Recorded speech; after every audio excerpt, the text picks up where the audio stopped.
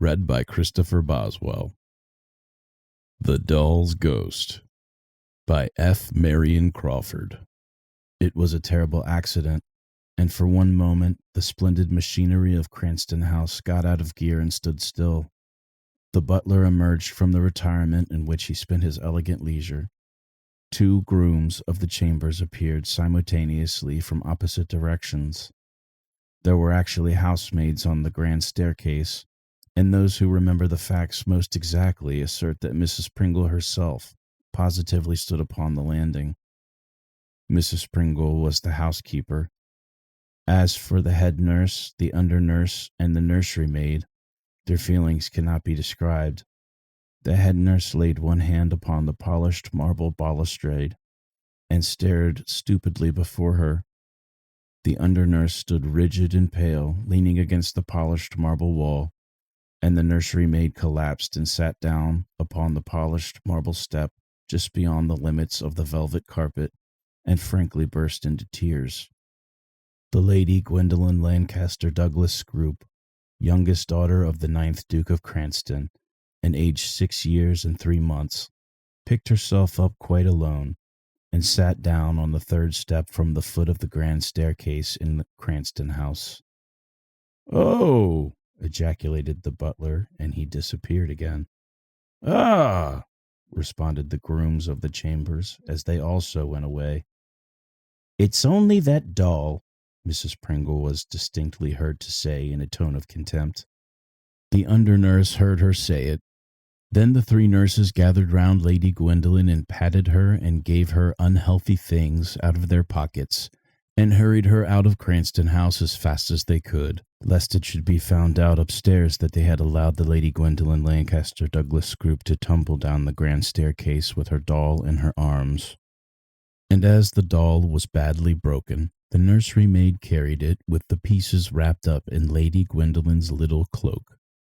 It was not far to Hyde Park, and when they had reached a quiet place, they took means to find out that Lady Gwendolen had no bruises, for the carpet was very thick and soft, and there was thick stuff under it to make it softer.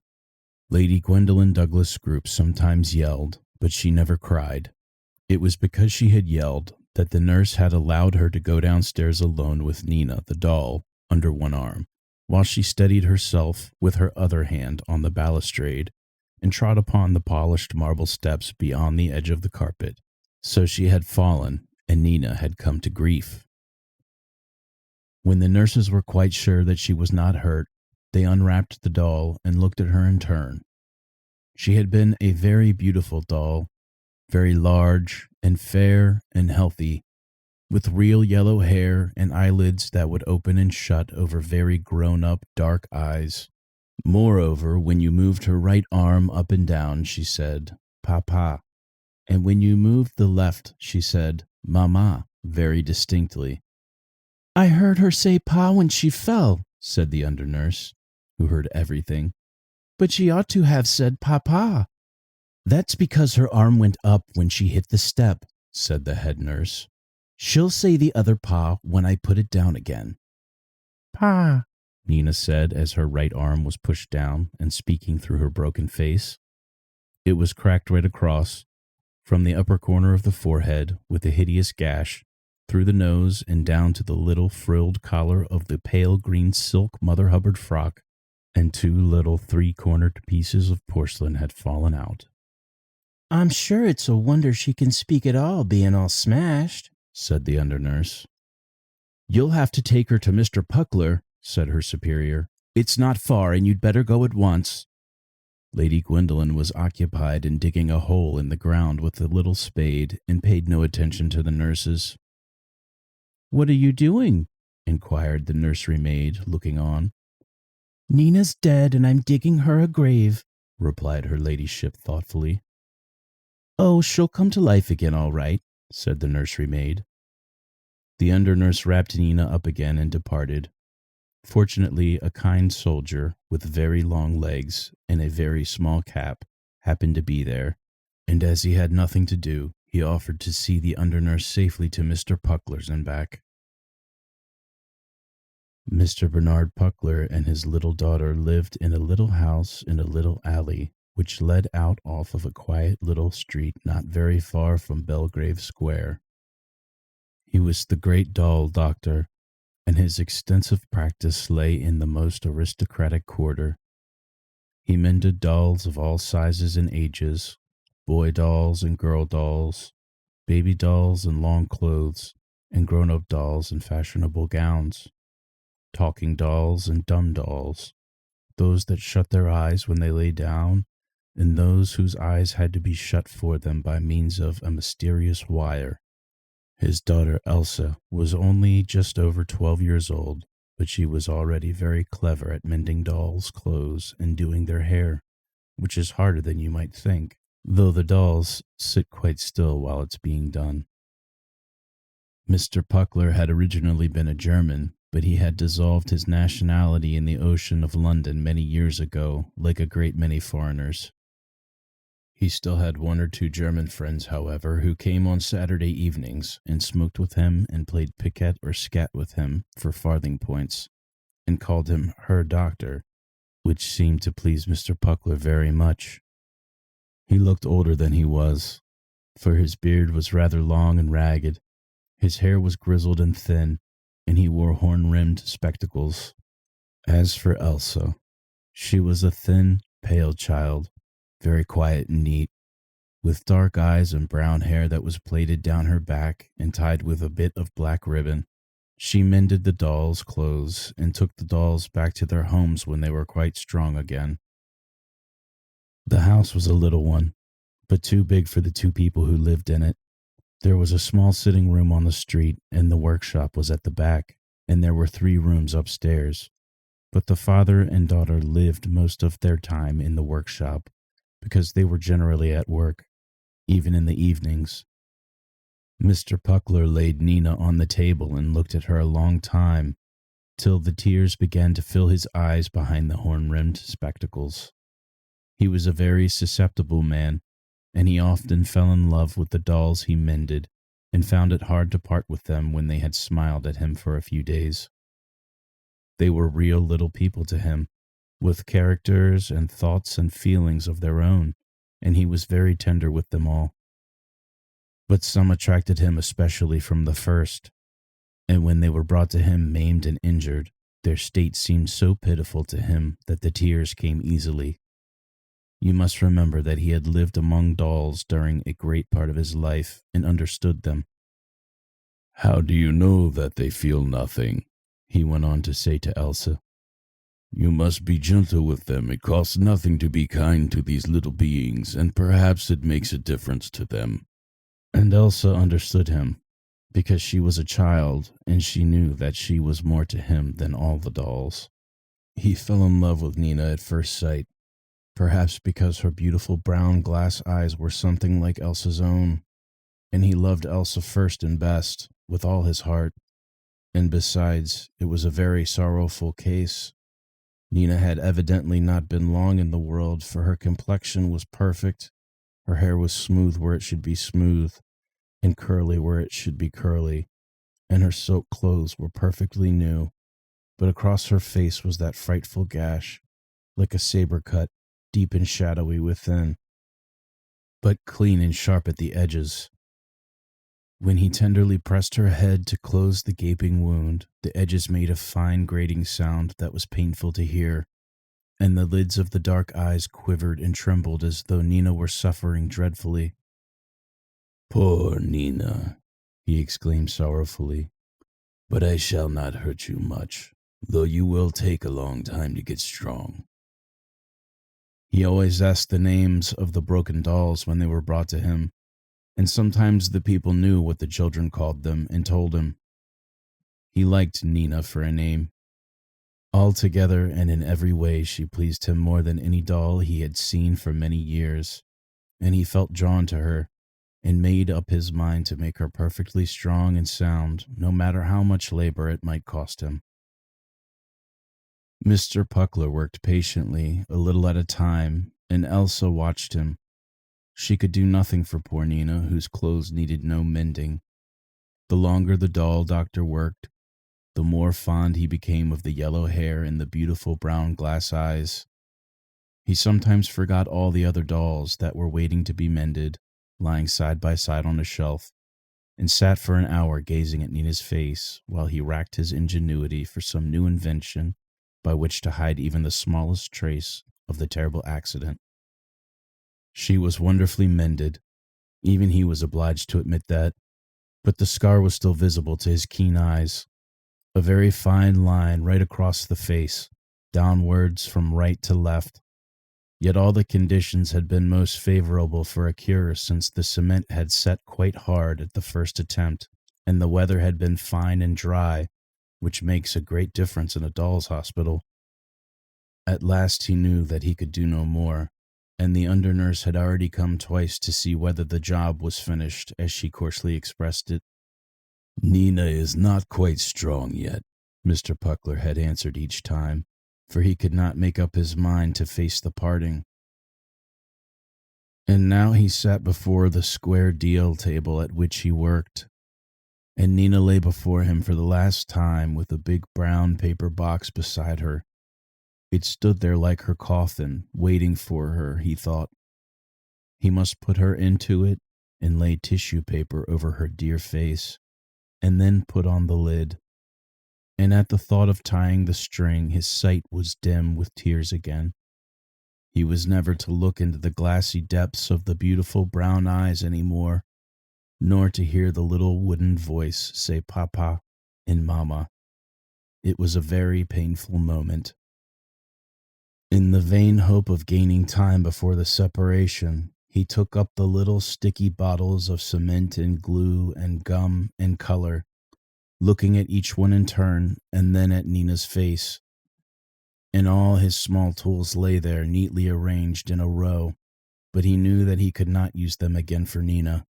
She was quite strong at last, and in a country where there should be no cruel children to hurt her, she might live 100 years with only that almost imperceptible line across her face to tell of the fearful thing that had befallen her on the marble steps of Cranston House. Suddenly Mr. Puckler's heart was quite full, and he rose abruptly from his seat and turned away. "Elsa," he said unsteadily, "you must do it for me. I cannot bear to see her go into the box." So he went and stood at the window with his back turned while Elsa did what he had not the heart to do. "Is it done?" he asked, not turning round. "Then take her away, my dear. Put on your hat and take her to Cranston House quickly, and when you are gone I will turn round." Elsa was used to her father's queer ways with the dolls, and though she had never seen him so much moved by a parting, she was not much surprised. "Come back quickly," he said when he heard her hand on the latch. "It's growing late, and I should not send you at this hour, but I cannot bear to look forward to it any more." When Elsa was gone, he left the window and sat down in his place before the table again, to wait for the child to come back. He touched the place where Nina had lain very gently, and he recalled the softly tinted pink face and the glass eyes and the ringlets of yellow hair till he could almost see them. The evenings were long, for it was late in the spring, but it began to grow dark soon, and Mr. Puckler wondered why Elsa did not come back. She had been gone an hour and a half, and that was much longer than he had expected, for it was barely a half-mile from Belgrave Square to Cranston House. He reflected that the child might have been kept waiting, but as the twilight deepened he grew anxious and walked up and down the dim workshop, no longer thinking of Nina, but of Elsa, his own living child whom he loved. An undefinable, disquieting sensation came upon him by fine degrees, a chilliness and a faint stirring of his thin hair, joined with a wish to be in any company rather than to be alone much longer. It was the beginning of fear. He told himself in strong German English that he was a foolish old man, and he began to feel about for the matches in the dusk. He knew just where they should be, for he always kept them in the same place, close to the little tin box that held bits of sealing wax of various colors for some kinds of mending, but somehow he could not find the matches in the gloom. Something had happened to Elsa, he was sure, and his fear increased. He felt as though it might be allayed if he could get a light and see what time it was. Then he called himself a foolish old man again, and the sound of his own voice startled him in the dark. He could not find the matches. The window was gray still. He might see what time it was if he went close to it, and he could go get the matches out of the cupboard afterwards. He stood back from the table to get out of the way of the chair and began to cross the board floor. Something was following him in the dark. There was a small pattering, as of tiny feet upon the boards. He stopped and listened, and the roots of his hair tingled. It was nothing, and he was a foolish old man. He made 2 steps more, and he was sure that he heard the little pattering again. He turned his back to the window, leaning against the sash so that the panes began to crack, and he faced the dark. Everything was quite still, and it smelt of paste and cement and wood filings as usual. "Is that you, Elsa?" he asked, and he was surprised by the fear in his voice. There was no answer in the room, and he held up his watch and tried to make out what time it was by the gray dusk that was just not darkness. So far as he could see, it was within 2 or 3 minutes of 10 o'clock. He had been a long time alone. He was shocked and frightened for Elsa, out in London so late, and he almost ran across the room to the door. As he fumbled for the latch, he distinctly heard the running of little feet after him. "Mice!" he exclaimed feebly, just as he got the door open. He shut it quickly behind him and felt as though some cold thing had settled on his back and were writhing upon him. The passage was quite dark, but he found his hat and was out in the alley in a moment, breathing more freely and surprised to find how much light there still was in the open air. He could see the pavement clearly under his feet, and far off in the street to which the alley led, he could hear the laughter and calls of children playing some game out of doors. He wondered how he could have been so nervous, and for an instant he thought of going back into the house to wait quietly for Elsa. But instantly he felt that nervous fright of something stealing over him again. In any case, it was better to walk up to Cranston House and ask the servants about the child. One of the women had perhaps taken a fancy to her and was even now giving her tea and cake. He walked quickly to Belgrave Square and then up the broad streets, listening as he went, whenever there was no other sound, for the tiny footsteps.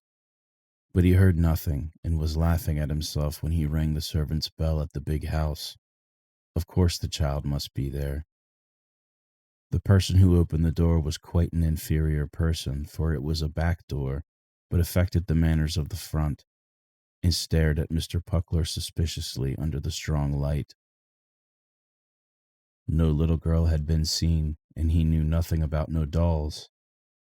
"She is my little girl," said Mr. Puckler tremulously, for all his anxiety was returning tenfold, "and I'm afraid something has happened."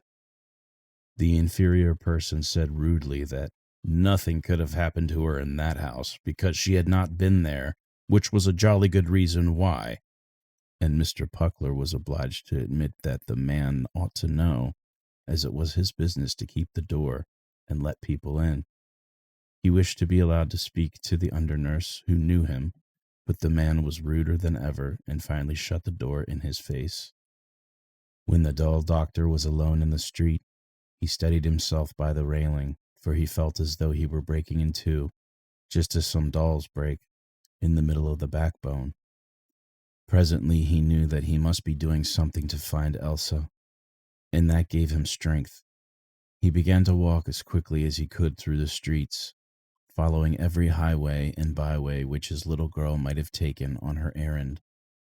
He also asked several policemen in vain if they had seen her, and most of them answered him kindly, for they saw that he was a sober man and in his right senses, and some of them had little girls of their own. It was 1 o'clock in the morning when he went up to his own door again, worn out and hopeless and broken-hearted. As he turned the key in the lock, his heart stood still, for he knew that he was awake and not dreaming, and that he really heard those tiny footsteps pattering to meet him inside the house along the passage. But he was too unhappy to be much frightened any more, and his heart went on again with a dull, regular pain that found its way all through him with every pulse. So he went in and hung up his hat in the dark, and found the matches in the cupboard and the candlestick in its place in the corner. Mr. Puckler was so much overcome and so completely worn out that he sat down in his chair before the work table and almost fainted as his face dropped forward upon his folded hands.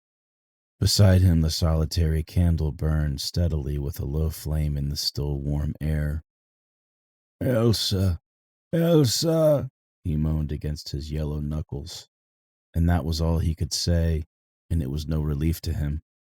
On the contrary, the very sound of the name was a new and sharp pain that pierced his ears and his head and his very soul, for every time he repeated the name it meant that little Elsa was dead somewhere out in the streets of London in the dark.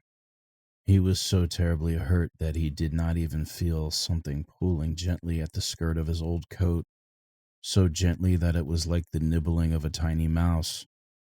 He might have thought that it was really a mouse if he had noticed it. "Elsa! Elsa!" he groaned right against his hands. Then a cool breath stirred his thin hair, and the low flame of the one candle dropped down almost to a mere spark, not flickering as though a draft were going to blow it out, but just dropping down as if it were tired out. Mr. Puckler felt his hands stiffening with fright under his face, and there was a faint rustling sound, like some small silk thing blown in a gentle breeze. He sat up straight, stark and scared, and a small wooden voice spoke in the stillness.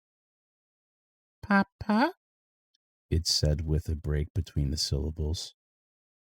Mr. Puckler stood up in a single jump. His chair fell over backwards with a smashing noise upon the wooden floor. The candle had almost gone out.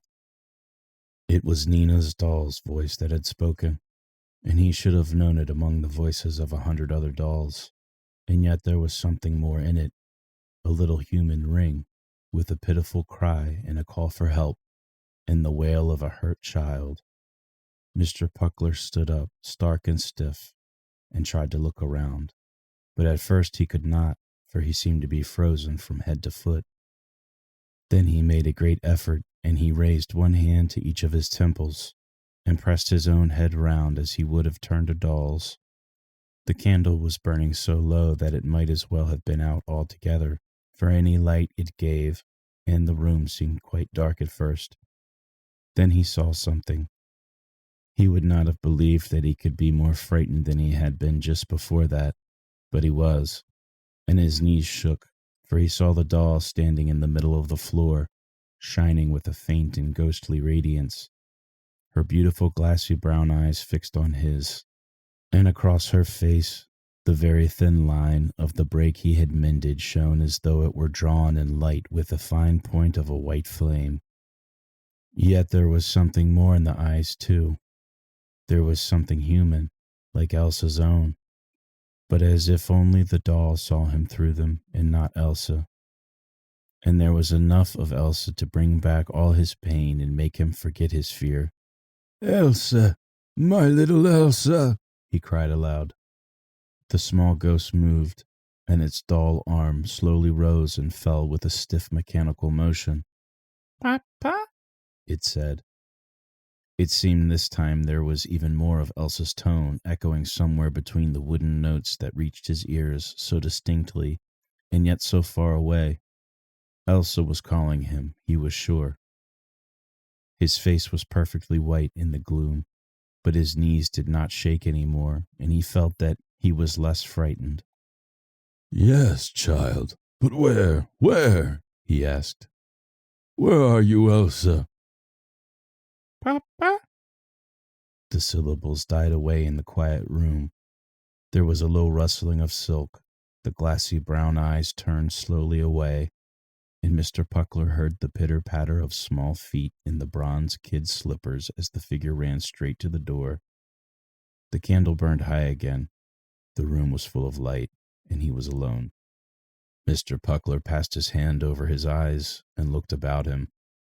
He could see everything quite clearly, and he felt that he must have been dreaming, though he was standing instead of sitting down, as he should have been if he had just waked up. The candle burned brightly now. There were the dolls to be mended, lying in a row with their toes up. The third one had lost her right shoe, and Elsa was making one. He knew that, and he was certainly not dreaming now. He had not been dreaming when he had come in from his fruitless search and heard the doll's footsteps running to the door. He had not fallen asleep in his chair. How could he possibly have fallen asleep when his heart was breaking? He had been awake all the time. He steadied himself, set the fallen chair upon its legs, and said to himself again very emphatically that he was a foolish old man. He ought to be out in the streets looking for his child, asking questions, and inquiring at the police stations, where all accidents were reported as soon as they were known, or at the hospitals. Papa? The longing, wailing, pitiful little wooden cry rang from the passage outside the door, and Mr. Puckler stood for an instant with white face, transfixed and rooted to the spot. A moment later his hand was on the latch, and he was in the passage with the light streaming from the open door behind him. Quite at the other end he saw the little phantom shining clearly in the shadow, and the right hand seemed to beckon to him as the arm rose and fell once more. He knew all at once it had not come to frighten him but to lead him, and when it disappeared and he walked boldly toward the door, he knew that it was in the street outside waiting for him. He forgot that he was tired and had eaten no supper and had walked many miles, for a sudden hope ran through and through him like a golden stream of life. And sure enough, at the corner of the alley and at the corner of the street and out in Belgrave Square, he saw the small ghost flitting before him. Sometimes it was only a shadow where there was other light, but then the glare of the lamps made a pale green sheen on the little Mother Hubbard frock of silk, and sometimes where the streets were dark and silent, the whole figure shone out brightly, with its yellow curls and rosy neck. It seemed to trot along like a tiny child, and Mr. Puckler could almost hear the pattering of the bronze kid slippers on the pavement as it ran. But it went very fast, and he could only just keep up with it, tearing along with his hat on the back of his head and his thin hair blown by the night breeze, and his horn-rimmed spectacles firmly set upon his broad nose. On and on he went, and he had no idea where he was. He did not even care, for he knew certainly that he was going the right way. Then at last, in a wide, quiet street, he was standing before a big, sober-looking door that had 2 lamps on each side of it and a polished brass bell handle which he pulled. And just inside, when the door was opened, in the bright light, there was a little shadow and the pale green sheen of the little silk dress, and once more the small cry came to his ears, less pitiful, more longing. Papa!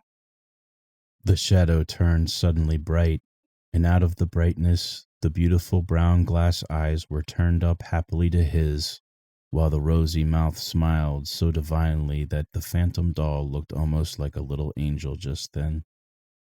"A little girl was brought in soon after 10 o'clock, said the quiet voice of the hospital doorkeeper.